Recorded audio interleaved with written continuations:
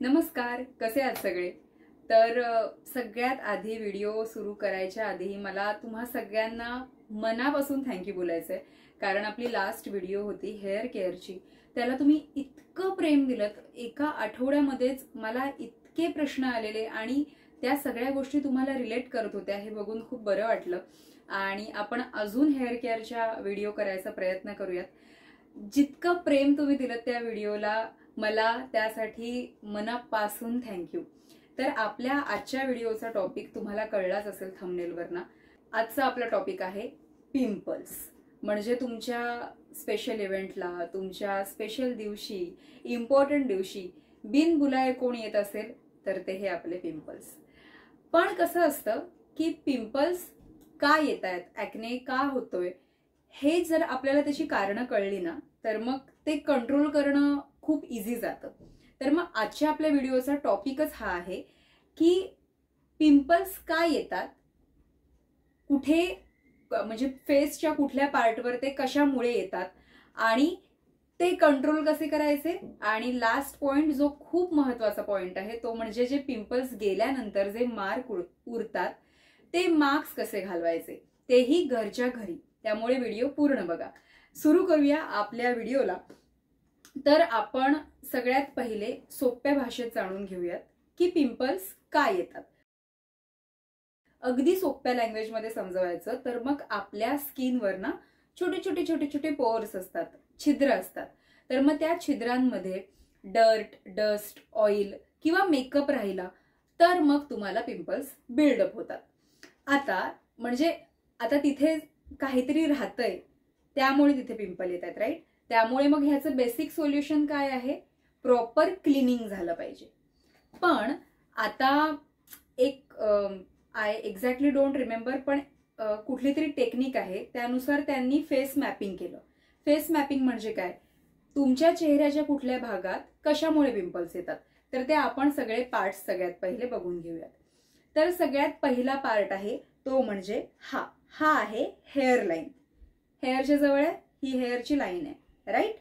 तर इथे जेव्हा पिंपल्स येतात ना त्याला रिझन असतं ते म्हणजे प्रोडक्ट बिल्डअप.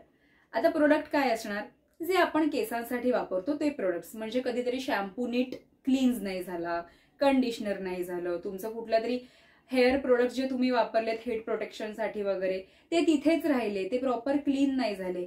आणि अजून एक मेन म्हणजे डॅन्ड्रफ बऱ्याचदा इथे येऊन राहतो, त्यामुळे मग त्याच्यामुळे सुद्धा इथे पिंपल्स येतात. हा आहे आपला पहिला पार्ट, हेअर लाईन. इथे पिंपल्स कशामुळे येतात तर प्रोडक्ट बिल्डअपमुळे. दुसरा पॉइंट आहे तो म्हणजे टी झोन, आपलं फोरहेड आणि नोज. ठीक आहे, तर हा आहे आपला टी झोन. आणि हाच झोन तुमच्या पूर्ण फेसमध्ये सगळ्यात जास्त ऑइल एक्सक्रेट करतो, कारण इथे ऑइल्स ग्लँड जास्त आहेत. तर मग हेच रिझन आहे इथे पिंपल्स येण्याचे, ते म्हणजे ऑइल असेल, त्याबरोबरच स्ट्रेस आणि अनबॅलन्स डाएट. आता स्ट्रेस मॅनेज कसं करणार, अगदी आपण असं की झालंय आता लगेच मला स्ट्रेस नाही येते असं बोलून आपण स्ट्रेस मॅनेज करू शकतो का, नाही. पण डाएट आपल्या हातात आहे ना. म्हणजे अगदीच मला बऱ्याचदा फोरहेडवरच पिंपल येतात. त्याला रिझन असं असतं की मी युजली बाहेरचं खात नाही, पण मी कुठल्या तरी माझ्या फंक्शनसाठी गेलीये, शोसाठी गेलीये, शूटसाठी गेले, तर मग बाहेरचं खाणं होतच होतं, त्यामुळे मला इथे पिंपलच येतात.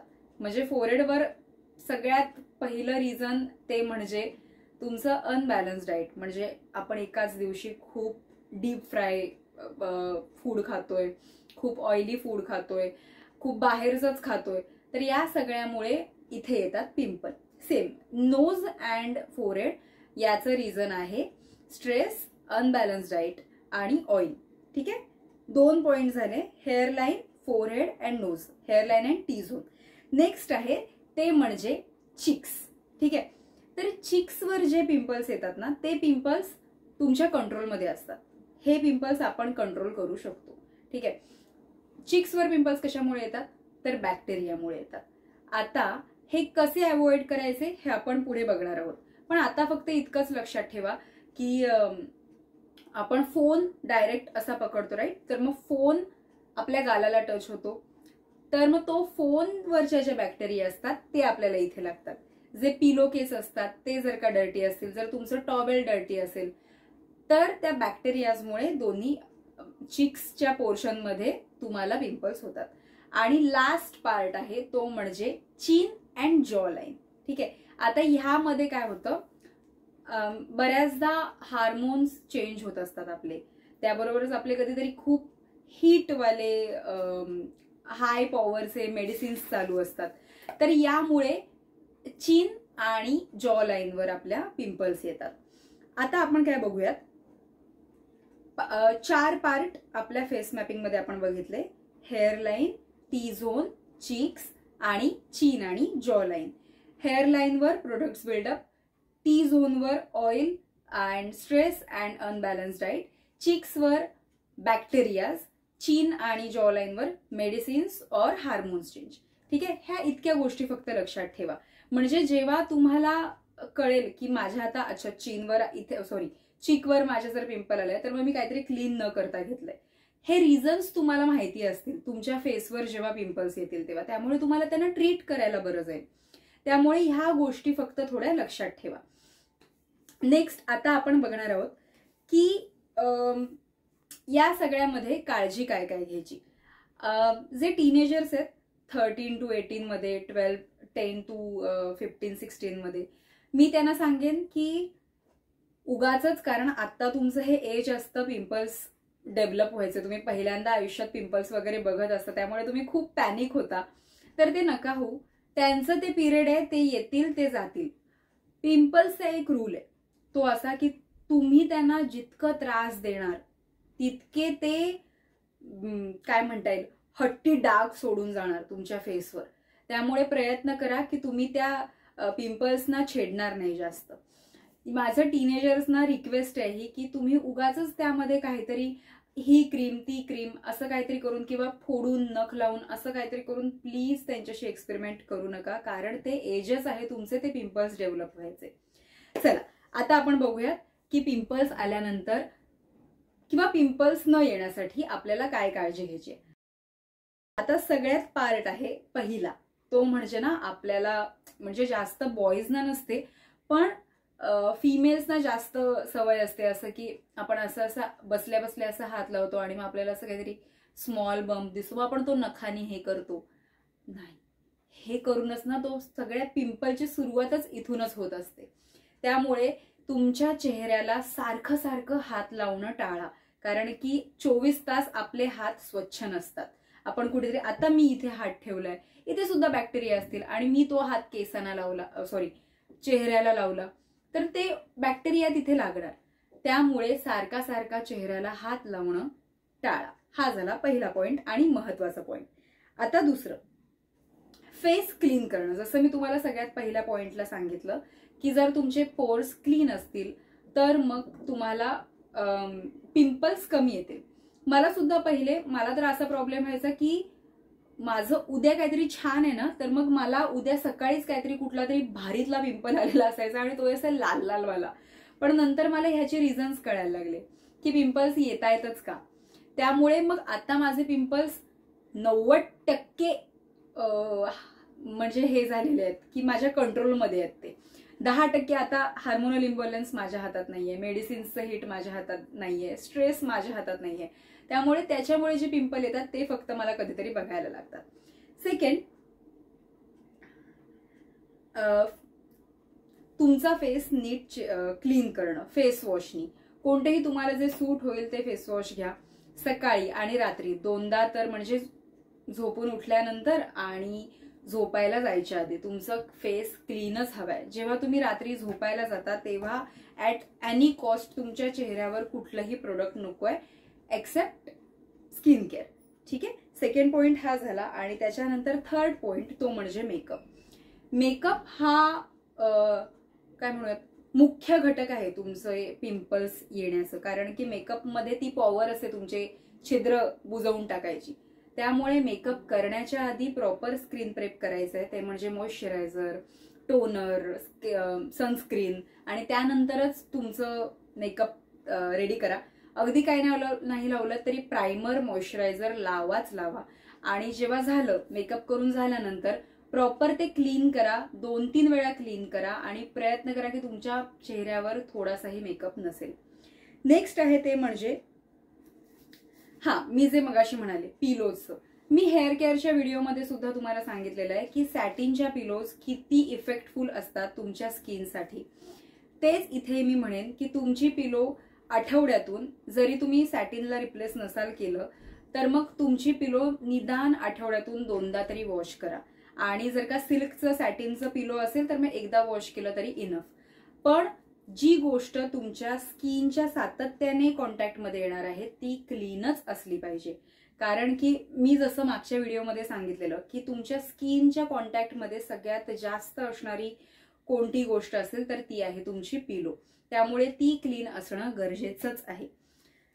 ओके, अजून एक आहे ते म्हणजे जर का तुम्हाला असं वाटलं ना की आता पिंपल आलाय, पण आणि कधी कधी काय होतं त्या पिंपलवर आहे ना असं व्हाईट स्टफ सुद्धा होतं, तर मग मार्केटमध्ये ना पिंपल पॅच येतात. ऍक्च्युली मी आता ते दाखवायला घेतलेले पण मला सापडत नाहीयेत, पण ठीक आहे मी दाखवते तुम्हाला.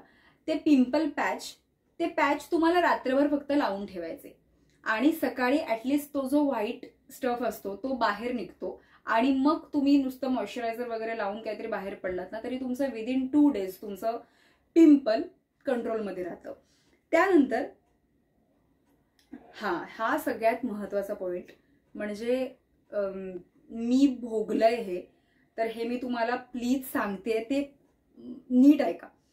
कधी कधी काय होतं की आपल्याला कोणतरी आपली फ्रेंड सजेस्ट करते किंवा करतो की अरे ही क्रीम लावा, या क्रीमनी माझे पिंपल्स गायब झाले. पण कसं असतं त्यांची स्किन आणि तुमची स्किन सेम नसते, त्यामुळे त्यांना जे सूट झालं ते तुम्हाला होईल असं नाही ना. त्यामुळे माझं प्रॉब्लेम असं झालेलं की आमच्या घरात लग्न होतं, उद्या लग्न आणि उद्या सकाळी मला पिंपल आलेला इथे, ते पण 3. कारण आपण काही खातो लग्नाच्या वेळेला, लग्नात आपल्याला काही सुमारच नसतो खायचा, ऑइली हे ते गोड धोड चालूच असतं आपलं. त्यामुळे माझ्याशी इथे 3 पिंपल आलेले अचानक आणि मी खूप पॅनिक झाले की नाही अरे, आणि करवली ना, तर मग करवलीचं असं असतं नाही मला सुंदर दिसायचंय, तर मी माझ्या फ्रेंडला विचारून एक क्रीम घेतली, ती मी लावली रात्री आणि तिने माझ्या दुसऱ्या दिवशी सकाळी माझी स्किन जाळली. म्हणजे माझ्या त्या पिंपलच्या अराउंडचं सगळं स्किन ना असं फाटलेलं. मला कळत नव्हतं काय करू. मग त्यावेळेला मला डॉक्टरने खूप ओरडलेलं आणि हेच मला त्यावेळेला, मी मागच्या वेळेला सुद्धा तुम्हाला हे सांगितलं की जे समोरच्याला सूट होते ते तुम्हाला होईल असं नाही. त्यामुळे तुमच्या डॉक्टरला कन्सल्ट करा आणि विदाउट प्रिस्क्रिप्शन कोणतीही क्रीम तुमच्या चेहऱ्याला लावू नका प्लीज, कारण चेहरा आपला खूप सेन्सिटिव्ह पार्ट आहे. पण आय बिलीव्ह की होममेड रेमेडीज आर बेस्ट. त्यामुळे मी कोणत्याही क्रीम वगैरेकडे जाण्याच्या ऐवजी मला माझे होममेड टिप्स, माझे 2 उपाय आहेत छान, जे मला खूप छान इफेक्टफुल पडतात. आणि कसं असतं, जसं आयुर्वेदिक मेडिसिन्स लगेच इफेक्ट नाही देत, तसंच आयुर्वेदिक किंवा होममेड जे रेमेडीज आहेत त्या लगेच नाही देत. तुम्हाला कन्सिस्टंट राहावं लागतं, पण इफेक्ट मिळतो हे नक्की. आणि अजून एक की जसे आपण आतून असतो तसं आपल्या चेहऱ्यावर दिसतं. म्हणजे जे आपण खातो ते तुमच्या चेहऱ्यावर रिफ्लेक्ट होतं.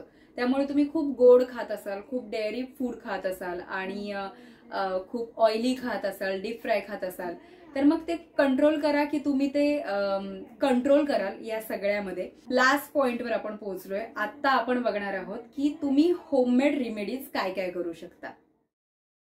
तर होममेड रेमेडीजसाठी आपल्याला काय करायचंय, तर पहिली रेमेडी ती आहे ते म्हणजे चंदन. जर का तुमच्याकडे ती चंदनची स्टिक असेल आणि ते उगाळायचं असेल तर मग चंदनची स्टिक आणि दूध, थोडंसं दूध टाका, त्या काय म्हणतात ते असं असतं ना ज्याच्यावर आपण उगळतो त्याच्यावर दूध टाका आणि मग चंदन त्यावर उगाळा आणि मग ते फक्त जिथे पिंपल आलाय ना तिथे लावा. इवन पिंपल गेल्यानंतर जे मार्क सुटतात त्यांना लावलं तरी सुद्धा बेस्ट.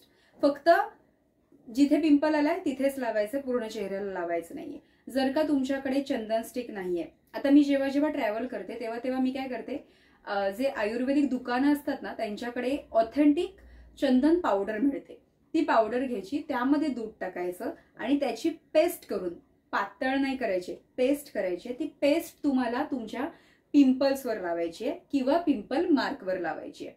ऍक्टिव्ह पिंपल असेल, नुकताच आलेला असेल तर शक्यतो ट्राय नका करू, नाहीतर मग ते जळजळतं. पण पिंपल मार्क्ससाठी ही बेस्ट रेमेडी आहे. मी करतेच करते आणि ओव्हरनाईट ठेवा, त्यामुळे त्याचा रिझल्ट खूप छान येईल. आणि दुसरी रेमेडी आहे ती म्हणजे तुळस.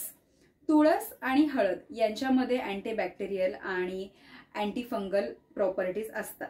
तुम्हाला काय घ्यायचंय, तुळशीची एक 5-6 पानं घ्या स्वच्छ धुवून आणि त्यांना छान असं ठेचा त्या आपल्या ह्याच्यामध्ये,